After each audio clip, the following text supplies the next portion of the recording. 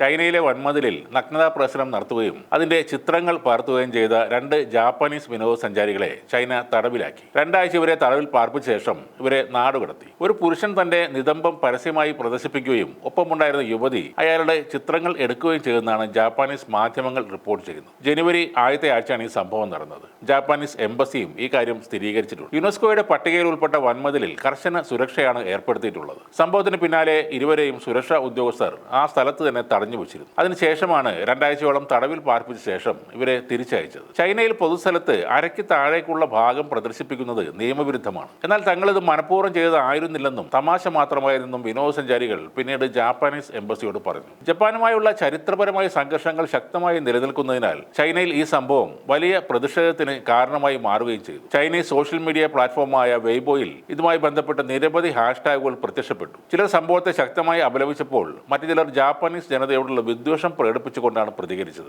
Social മീഡിയയിൽ 7 മില്യണിൽ അധികം ഫോളോവേഴ്സുള്ള Chinese നടൻ ചെൻ ഇദിയൻ ഉൾപ്പെടെ ജാപ്പാനീസ് വിനോദസഞ്ചാരികൾക്കെതിരെ രംഗത്ത് വന്നു. അവരുടെ പ്രവൃത്തികൾ ലജ്ജാകരവും വൻമതിലിനോടുള്ള അനാദരവും ആണെന്നായിരുന്നു ചെൻ ഇദിയന്റെ വിമർശനം. ചൈനയെയും രാജ്യത്തിന്റെ പൈതൃകത്തെയും അവമാനിക്കുന്ന തരത്തിൽ പെരുമാറിയതിനാണ് നടപടിയെന്നാണ് ചൈനീസ് അധികൃതർ പറയുന്നത്. എന്തായാലും വളരെ കടുത്ത പ്രതിഷേധമാണ് ജപ്പാനെതിരെ ചൈനയിൽ ഉയരുന്നത്. പഴയ കാലത്തിൽ നിന്നും ജപ്പാൻ ജനത ഇതുവരെ മാറിയിട്ടില്ലെന്നതിന് തെളിവാണ് ഈ സംഭവം എന്നായിരുന്നു കൂടുതൽ പേരും ആരോപിച്ചത്. ജപ്പാനിൽ നിന്നുള്ള സഞ്ചാരികളെ മുഴുവനായി വിലക്കണമെന്ന് ആവശ്യപ്പെടുന്നവരും ഒട്ടേറെയാണ്. ബീജിംഗിൽ നിന്നും 60 കിലോമീറ്റർ അകലെയുള്ള ബാഡ്ലിംഗിലാണ് വൻമതിലിന്റെ വളരെ കൃത്യമായി സംരക്ഷിച്ച് നിർത്തിയിരിക്കുന്ന ഈ ഭാഗമുള്ളത്. ചൈനയിൽ എത്തുന്ന വിദേശ സഞ്ചാരികൾക്കായി തുറന്നു കൊടുത്തിരിക്കുന്നതും ഇവിടമാണ്. 21,000 കിലോമീറ്ററിലേറെ നീളമുള്ള വൻമതിലിന്റെ വളരെ മനോഹരമായ ഒരു ഭാഗമാണ്. അവിടെയാണ് ഈ സംഭവം നടന്നത്. വളരെ അപകടകരമായ ഒരു പ്രവൃത്തിയാണ് ഈ ജപ്പാൻകാർ ചെയ്തത്. ചൈനക്കാരോട് മുൻതലമുറ ചെയ്ത ക്രൂരതകൾ ഓർത്താൽ അവർ ഈ നാട്ടിൽ വരാൻ പോലും ഇപ്പോൾ ഭയപ്പെടണം. എണ്ണമില്ലാത്ത അത്രയ്ക്ക് ചൈനീസ് സ്ത്രീകളെയാണ് ജപ്പാൻകാർ യുദ്ധകാലത്ത് വെപ്പാട്ടികളാക്കി മാറ്റിയത്. ഈ സ്ത്രീകളോട് വളരെ മൃഗീയമായി തന്നെയാണ് അവർ പെരുമാറിയിരുന്നത്.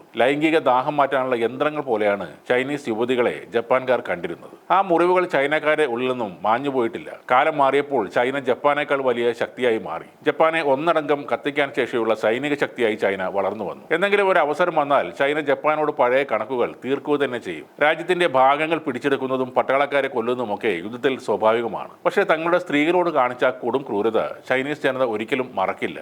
അതിനുള്ള അവസരം കാത്തിരിക്കുകയാണ് 141 കോടി ജനങ്ങൾ. അവരുടെ പ്രതികരണം ആ മനോഭാവത്തിന്റെ ഒരു സാമ്പിൾ കൂടിയാണ്.